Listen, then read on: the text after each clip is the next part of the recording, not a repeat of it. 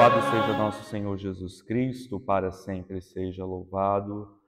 Querido irmão, querida irmã, que bom estarmos reunidos para esse momento tão importante do nosso dia de partilha e reflexão da Palavra de Deus.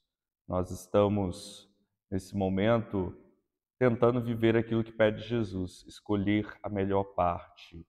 E a melhor parte é justamente acolher a sua palavra e deixar com que ela nos transforme e nos ajude a praticar sempre a sua vontade. Hoje, dia 28 de junho, a igreja celebra Santo Irineu, que foi um santo do início da igreja, é considerado também doutor da igreja. Santo Irineu tem muito a nos ensinar.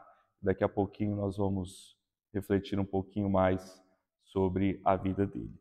Vamos, então, rezar juntos, nos dispondo para esse momento de reflexão da Palavra de Deus. Ó Deus, concedestes ao Bispo Santo Irineu firmar de modo feliz a verdadeira doutrina e a paz da Igreja. Concedei por sua intercessão que, renovados pela fé e pela caridade, nos apliquemos sempre em promover a unidade e a concórdia. Por nosso Senhor Jesus Cristo, vosso Filho, que é Deus, e convosco vive e reina na unidade do Espírito Santo, por todos os séculos dos séculos. Amém. Meus irmãos, vamos escutar com atenção o Evangelho que a liturgia nos propõe, que está em Mateus, capítulo 8, versículos de 1 a 4. O Senhor esteja convosco, Ele está no meio de nós. Proclamação do Evangelho de Jesus Cristo segundo Mateus. Glória a vós, Senhor.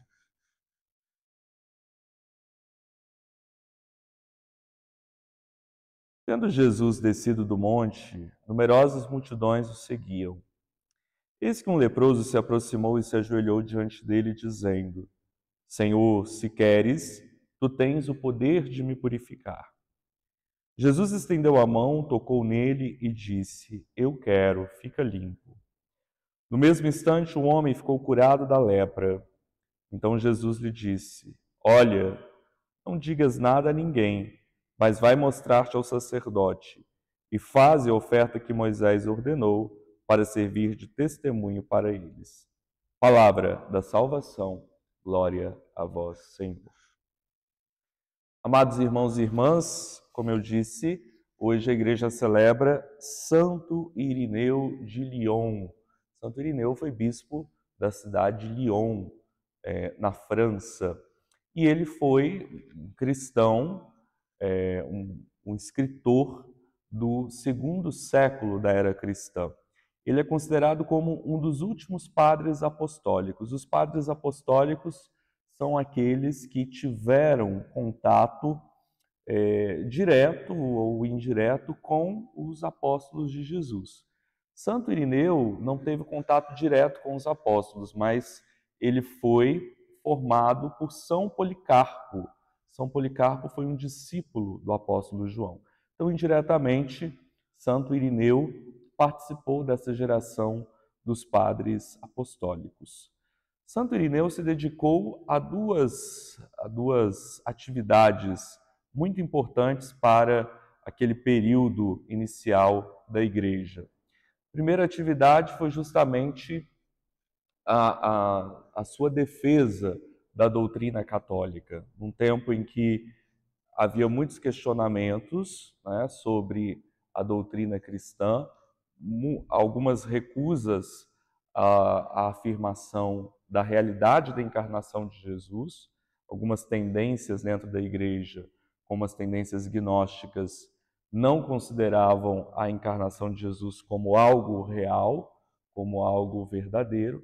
Então, Santo Irineu vai afirmar justamente que a encarnação foi algo real e que nós precisamos manter esse dado da nossa fé. É de Santo Irineu uma frase que ele diz que o que não foi assumido não foi redimido. Se Jesus de fato não se encarnou, então a nossa humanidade, a nossa condição humana não foi redimida verdadeiramente. Então, contra as tendências que recusavam a encarnação de Jesus, Santo Irineu será um forte defensor desta realidade e das consequências da afirmação da encarnação para a nossa vida concreta, como, por exemplo, a valorização do nosso corpo como templo, como lugar onde Deus habita, onde nós podemos fazer a experiência com Deus. Santo Irineu também se dedicou à luta pela unidade da Igreja. Tanto é que ele foi declarado doutor da Igreja recentemente pelo Papa Francisco, e o Papa lhe deu o título de doutor da unidade, porque Santo Irineu batalhou muito para que as divergências, a discórdia que havia em algumas comunidades, que isso tudo pudesse se resolver e que a igreja pudesse gozar da unidade. Então ele foi um incansável defensor da doutrina e da unidade da igreja. Penso que essas duas características fortes da vida de Santo Irineu são um convite sempre válido para nós também. Por um lado, defender aquilo que a igreja nos ensina, aquilo que é o essencial da nossa fé, em meio a tantas tendências contrárias à doutrina cristã, e por outro lado, reafirmar a unidade da igreja. A igreja, ela é formada de muitos membros, muitos carismas, todos podem encontrar lugar na igreja, mas o que nós não podemos é ser instrumentos de divisão, né? Ao contrário, nós temos que favorecer a unidade, todos os carismas, todas as tendências dentro da igreja. Santo Irineu morreu mártir, né, como muitos do seu tempo, e é esse exemplo de um cristão que viveu verdadeiramente o seguimento de Jesus até as últimas consequências. Uma partilha rápida sobre o evangelho de hoje. Jesus é apresentado como um taumaturgo, como aquele que realiza sinais e milagres em favor dos mais excluídos, dos mais desesperançados do seu tempo. Os milagres que Jesus faz têm um objetivo. Ele realiza o milagre para dizer que a salvação, que o reino de Deus já está presente. Então são milagres que visam despertar a fé das pessoas, visam ser um testemunho da concretude do seu anúncio, da sua palavra. Então hoje, nesse texto que a liturgia nos propõe, Jesus encontra com esse leproso. Leproso que demonstra uma profunda fé em Jesus e lhe diz: Senhor, se queres, tu tens o poder de me purificar. Obviamente, o leproso sabia que Jesus teria o poder de purificá-lo, mas ele se submete à sua vontade e pede: se queres, tens o poder de me purificar. Interessante que o leproso não pede para curar da doença em primeiro lugar, mas de purificar. Talvez evocando aí que mais profundo que a doença, que o mal da doença, é o mal do pecado, que é a porta pela qual entram todos os males, todas as situações degradantes da nossa vida.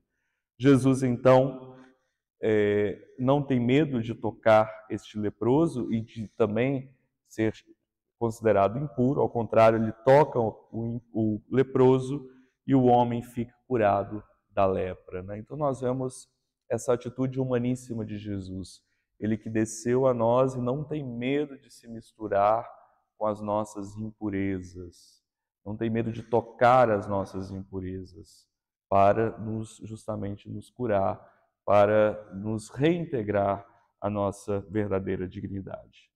Possamos, então, nesse dia, inspirados pelo exemplo de Santo Irineu de Lyon, mas também por esse gesto humaníssimo de Jesus, de tocar para purificar, que nós também possamos nos deixar ser tocados por Jesus e, ao mesmo tempo, tocar os nossos irmãos que precisam da nossa presença, precisam do nosso amor.